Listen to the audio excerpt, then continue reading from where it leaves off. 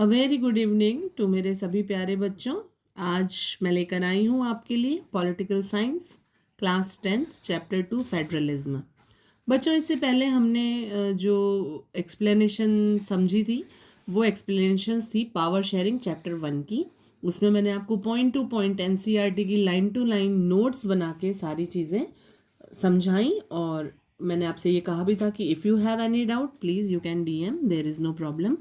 And बहुत अच्छे से आप लोग रिस्पॉन्स कर रहे हैं मेरी कुछ वीडियो के लिए, तो उसके लिए thank you so much. So let's start chapter number 2 federalism, political science chapter 2 class 10th।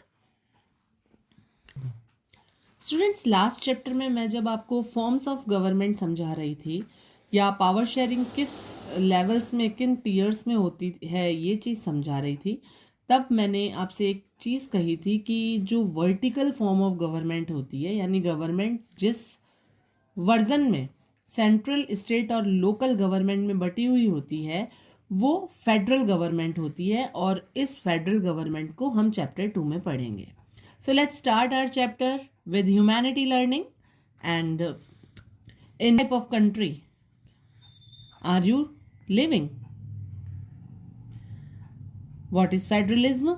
Is India a federal country? What makes India a federal country? What is the mechanism of federalism? Decentralization in India. इन सारे सवालों के जवाब ढूंढने हम चलते हैं इस chapter में। हमारा पहला जो क्वेश्चन था वो ये था कि in which type of country are you living, आप किस टाइप की कंट्री में रहते हैं। तो ऑब्वियसली आपका आंसर होगा कि हम एक डेमोक्रेटिक कंट्री में रहते हैं। उसके बाद जो सेकंड क्वेश्चन है वो है व्हाट इज फेडरलिज्म। तो फेडरलिज्म क्या है? That is vertical form of government. And what makes is India a federal country? So answer is yes, of course. And what makes India a federal country? So इसके बारे में हम इस chapter में पढ़ेंगे। फेडरलिज्म का मैकेनिज्म कैसे है, क्या है, ये क्या काम करता है, डिसेंट्रलाइजेशन का टॉपिक क्या है, इसको हम इस चैप्टर में क्लियर करेंगे। So let's start with introduction. First one is what do you understand by federalism? Federalism is a tier level system of government. Federalism जो होता है बच्चों, मेनली गवर्नमेंट का एक लेवल सिस्टम होता है, टीयर लेवल सिस्टम होता है, जिसमें गवर्नमेंट टीयर्स में बटी हुई होती है, जिसमें पावर जो है वो डिवाइड होती है डिफरेंट लेवल्स में, और ये जो डिफरेंट लेवल्स हैं वो गवर्नमेंट के होते हैं, यानी कि सरकार के अलग अलग लेवल्स जिनके बीच में पावर डिवाइड है, उस अलग अलग लेवल्स को हम फेडरलिज्म की संज्ञा देते हैं। बिल्कुल इसी तरह से जैसे कि मान लीजिए इंडिया एक फेडरल कंट्री है, तो फेडरल गवर्नमेंट होती क्या है? फेडरल गवर्नमेंट एक vertical form of power sharing होती है। इट मीन्स ये और ये तीनों समान लेवल पे नहीं है। इसकी अपनी पावर्स हैं, इसकी अपनी पावर्स हैं, और इसकी अपनी पावर्स हैं। तो जो वर्टिकल पावर शेयरिंग है उसमें सबसे पहले आती है सेंट्रल गवर्नमेंट, जो पूरी कंट्री की गवर्नमेंट होती है। फिर आती है स्टेट गवर्नमेंट, जो पर्टिकुलर किसी स्टेट की गवर्नमेंट होती है। और उसके बाद आती है लोकल गवर्नमेंट, जो विलेजेस में प्रायर करती है, विलेजर्स को कंसीडर करती है। तो vertical form of power sharing में ये सारी चीज़ें होती है कि स्टेप बाय स्टेप पावर जो होती है वो शेयर हो जाती है। फिर हम बात करते हैं कि फेडरल गवर्नमेंट और यूनिटरी गवर्नमेंट में डिफरेंस क्या है। तो बच्चों, फेडरल गवर्नमेंट में गवर्नमेंट के हर लेवल के पास अपनी पावर होती हैं, और वो इन पावर को आगे स्टेट लेवल पे शेयर करता है, और स्टेट लेवल से लोकल लेवल में शेयर करता है। जैसे तीनों लेवल्स की अलग अलग पावर हैं, जैसे कंट्री इंडिया और यूएसए। उसी तरह से बात करें यूनिटरी गवर्नमेंट की, तो केवल सेंट्रल लेवल पर यहाँ पर सारी पावर्स होती हैं। यूनिटरी गवर्नमेंट में केवल सेंट्रल लेवल पर यहाँ पर सारी पावर्स होती हैं, और फिर ये पावर्स को आगे डिस्ट्रीब्यूट कर सकता है, जैसे France, England. Now the another topic is features of federalism. Federalism के फीचर्स देखते हुए हम ये देखते हैं कि ऐसी क्या कैरेक्टरिस्टिक्स होती है फेडरल गवर्नमेंट में, जिससे एक कंट्री, एक बहुत बड़ी कंट्री जिसके सारे लोग अलग अलग कल्चर्स को फॉलो करते हैं, लैंग्वेजेस को फॉलो करते हैं, लेकिन फिर भी साथ रहते हैं। तो बात करते हैं फेडरलिज्म के फीचर्स की। इसमें हम देखते हैं कि गवर्नमेंट के जो हैं 3 लेवल्स होते हैं। Central government, state level, local level. तो ये जो different levels of the government हैं, they rules the same citizens but each level has its own jurisdictions.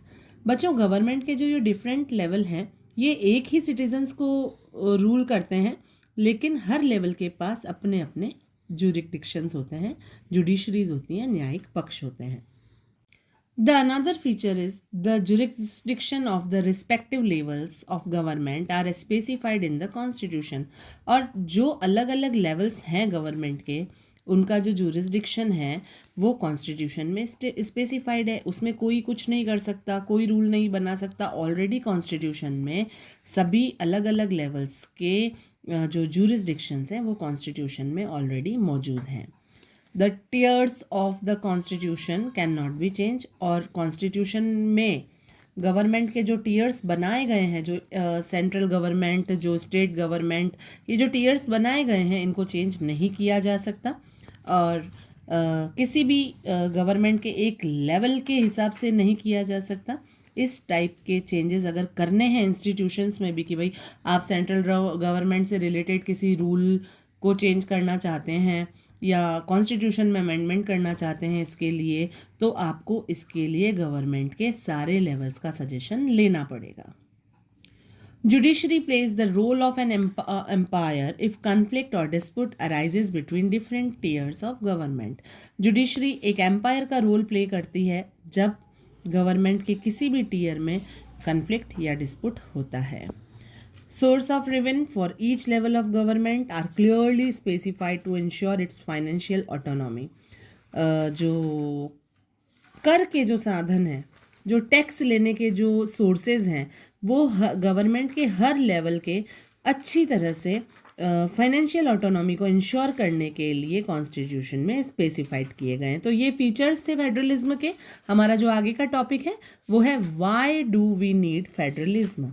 हम फेडरलिज्म को क्यों चाहते हैं, फेडरलिज्म की ज़रूरत हमें क्यों होती है। तो बच्चों, जो बिग कंट्रीज है, people from different languages, cultures and needs, बड़े बड़े जो देश होते हैं उसमें अलग अलग तरह के लैंग्वेजेस बोलने वाले, अलग अलग तरह के कल्चर्स को फॉलो करने वाले जो लोग होते हैं, उनको एक साथ बांध कर रखना किसी एक सरकार के हाथ की तो बात नहीं हो सकती। So one single government can not manage everything. तो जो एक सिंगल गवर्नमेंट है वो सब कुछ मैनेज तो नहीं कर सकते ना दोस्तों।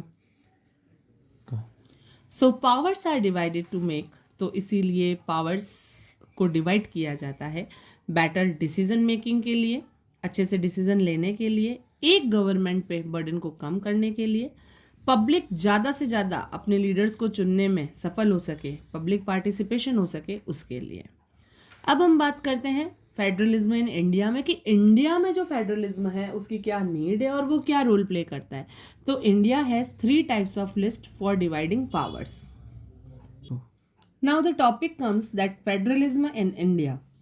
तो आप सभी बच्चों को ये तो पता ही होगा कि इंडिया ने जो है अपनी पावर्स को डिवाइड करने के लिए 3 टाइप्स ऑफ लिस्ट मेंटेन कर रखी है। सेंट्रल गवर्नमेंट से रिलेटेड लिस्ट जिसका नाम है यूनियन लिस्ट, स्टेट गवर्नमेंट से रिलेटेड लिस्ट जिसका नाम है स्टेट लिस्ट। स्टेट गवर्नमेंट जिन इश्यूज पर लॉज बना सकती है वो सारे इश्यूज स्टेट लिस्ट में कंक्लूड होते हैं। सेंट्रल गवर्नमेंट जिन इश्यूज पे लिस्ट बना सकती है वो सारे यूनियन लिस्ट में कंक्लूड होते हैं।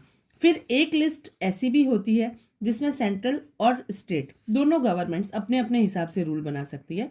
इस लिस्ट का नाम होता है concurrent list. So let's talk about first union list. Union list बच्चों सेंट्रल गवर्नमेंट से रिलेटेड इश्यूज़ के लिए होती है, यानी कि सेंट्रल गवर्नमेंट जिन इश्यूज़ के लिए लॉज बना सकती है उस लिस्ट का नाम है यूनियन लिस्ट, राइट। सो इसमें जो फर्स्ट इशू आता है वो होता है डिफेंस। डिफेंस से रिलेटेड किसी भी इशू पर लॉ बनाने का हक सिर्फ सेंट्रल गवर्नमेंट का होता है। बैंकिंग, करेंसी, फॉरेन अफेयर्स और कम्युनिकेशन, ये सारे के सारे इश्यूज़ पर लॉ बनाने का जो राइट होता है वो सिर्फ सेंट्रल गवर्नमेंट के पास होता है। उसके बाद बात करते हैं स्टेट लिस्ट की। स्टेट लिस्ट में स्टेट गवर्नमेंट के पास ये राइट होता है कि वो इन सारे इश्यूज़ पर लॉ बना सकती है, जिसमें है police, trade, agriculture, irrigation. Agriculture का मतलब खेती, कृषि, और इरिगेशन का मतलब सिंचाई। ट्रेड का मतलब व्यापार और पुलिस का मतलब तो आप सब बच्चे जानते ही होंगे. Enough understanding. Okay, so we will talk about concurrent list, that is the third type of list. इसमें सेंट्रल और स्टेट गवर्नमेंट दोनों अपने अपने लेवल पर लॉज बना सकते हैं. सो इन सारे इश्यूज में आती है education, forest, trade, marriage, adoption and succession. Succession का मतलब होता है उत्तराधिकार के बारे में, एडॉप्शन गोद लेने के बारे में किसी बच्चे को, या जैसे भी जो रूल्स होते हैं. मैरिज का मतलब तो आप सभी बच्चे अच्छे से जानते होंगे. ट्रेड व्यापार, फॉरेस्ट वन तथा वन से रिलेटेड जो जंगल से रिलेटेड जो इश्यूज हैं उस पर, और एजुकेशन यानी शिक्षा. So let's move for the next topic and we will meet for the next topic in our next video. Till then, bye bye.